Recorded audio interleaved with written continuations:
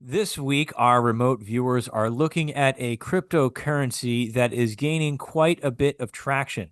It's focused on the area of speed, throughput, and low gas fees, and you may see it soon coming from some major corporations.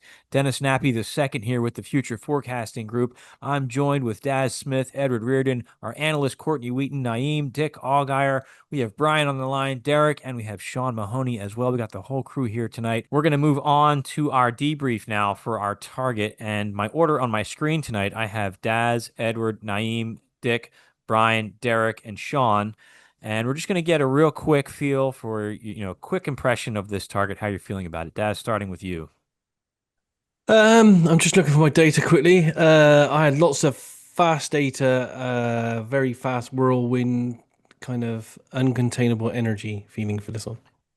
Ooh, uncontainable. I like that teaser. All right. Thank you, Daz. Edward? There was a strong sense of familiarity to me about it, but I'd say probably the main thing was that a project that was really on the forefront of compliance. Mhm. Okay. Thank you, Edward. Naeem? Sense of hype and FOMO surrounding this one. A lot of attention being drawn to this one. So probably one of the new viral kind of coins maybe I never heard of before.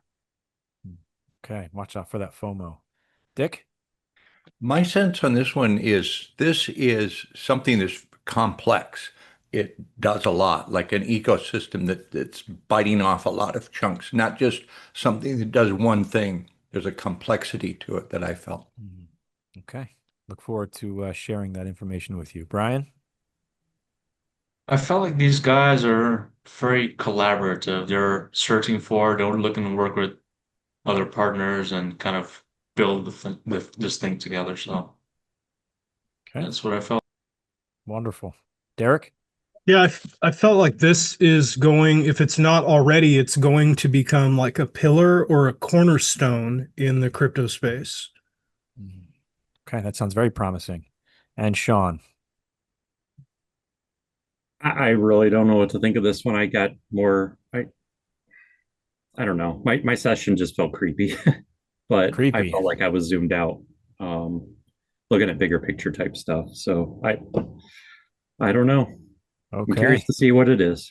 Yeah, well, that's always interesting too. So I'm looking forward to that creepy session. So thank you, Sean. Yeah, All thanks. right. Daz, you have the camera, my friend. You're up. Okay, nice job, Daz. Obviously it sounds like it's going to do quite well. I'm looking forward to seeing that upwards movement comes. And I think what you said was watch for the dip, and then it's going to bounce back up.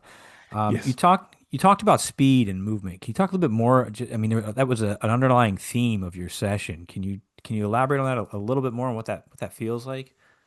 Well, the whole energy felt very, yeah, very like it was too much energy to be contained in the container that it was in. And I don't know what that means, but there was a huge enthusiasm from the primary person. I didn't look at the team on this one. I don't know why.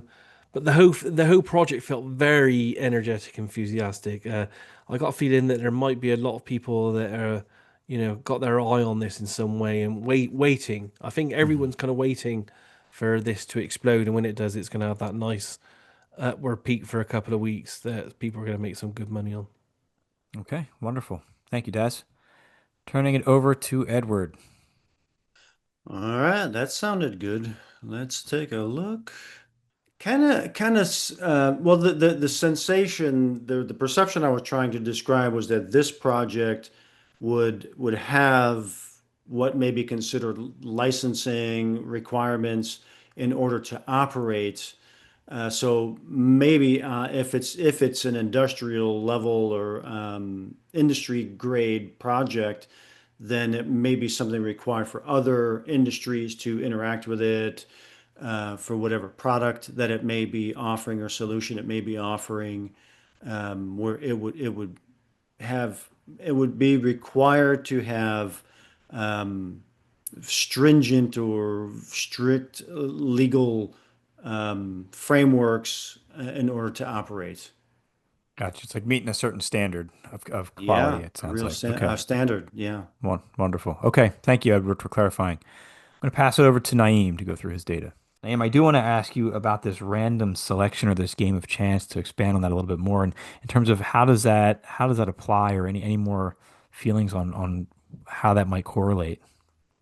I mean, I don't think it's a gambling coin. Like, I mean, I could be wrong. I don't think it's that, but there's some aspect to this that feels like a gamble. Maybe it's just the idea of putting money in it, like kind of like a meme coin. It's like, hey, I'll just throw this in here and see what happens. Or maybe it's something about the way the structure of the protocol is. Like maybe they're handing out, kickbacks to certain people, but Right. yeah, it had a kind of a gambly feel, casino feel to it, generally speaking. That's my data. We'll see. Yeah, Dick, a lot of good points that you made in there. I'm curious about this decentralized but housed by some kind of central authority. Can you expand on really what you mean by that? This may get to the sense, and we've been talking about this recently, that cryptocurrency was sold to a lot of people in the freedom movement as going to be the way to undercut the bankers. Like you be your own bank, it's peer to peer, it's permissionless, it's cross border, and we won't have banks and we won't have a central authority, and there will be no one able to control this because we can just do it on our own. And my sense of this will not enable that. This will bring people in that think they're decentralized, but it actually is going to have a central authority that will be able to monitor it. So that type of idea. And that might tie into Edward with all his regulations and everything he was seeing in his data points. So, okay, wonderful. Thank you, Dick. Brian, you have the floor, sir. Okay, Brian, thank you for sharing. I'm curious. You talked about these AI agents. Can you expand on what that looks like again? Yeah, it's gonna be so they're gonna interact with all these major corporations, and again, they're gonna spam the crap out of the internet. Um, and they're gonna use these AI agents to continuously send stuff out. So it's not human initiated, it's on time, on target. Hey, this is what's gonna happen. Let's spam these guys. Beyond the spamming, does that tie into, because you also mentioned that it's creating a job and creating a coin to fill a need or something like that. Was that autonomous that you were looking at as well? It's initiated by the people that own it. Mm-hmm. But after that, it kind of becomes autonomous, felt like. Okay. All right. Yeah. Wonderful. Thank you for clarifying. All right. Next, I have my order changed. So I think Derek was next. Derek? Okay. Okay. A lot of behind the scenes stuff, it sounds like, too.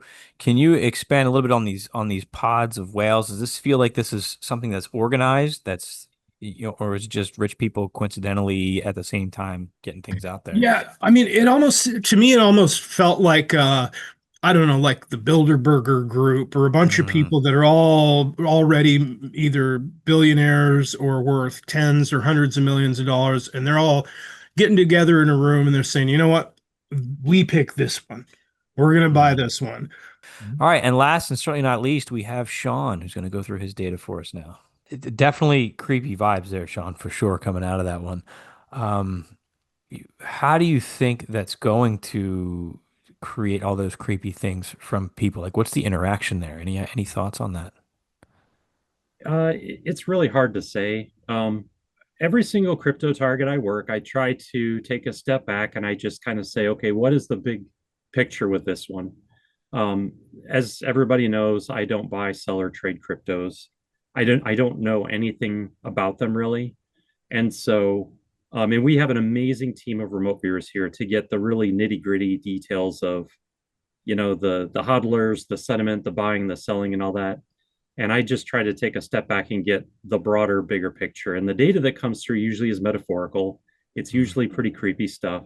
Um, I'm not gonna, you know, I'm not gonna say like I'm not gonna pretend that I know everything.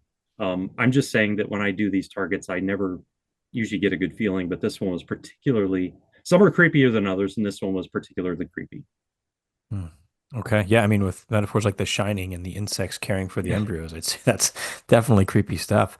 And I Fascinating don't data, want to get but that data. I don't go to these sessions saying, "Hey, give me some creepy stuff." yeah, I'm show me the hoping for dark stuff. something out there that's going to give me some hope. One of these days, maybe you'll get some rainbows and unicorns in your session. That would be great. Okay, Sean, thank you for clarifying on that. Okay, I'm going to go through with the target reveal, and then we will turn it over to Courtney to work her magic again. I'm excited about that as well.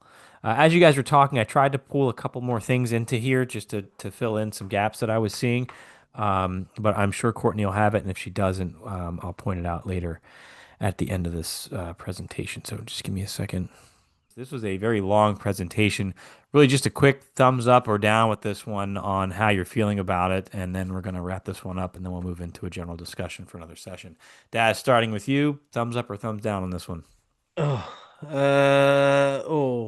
bit of a thumbs up, I guess. Watch the full debrief, including every detail from the remote viewing sessions, only at futureforecastinggroup.com.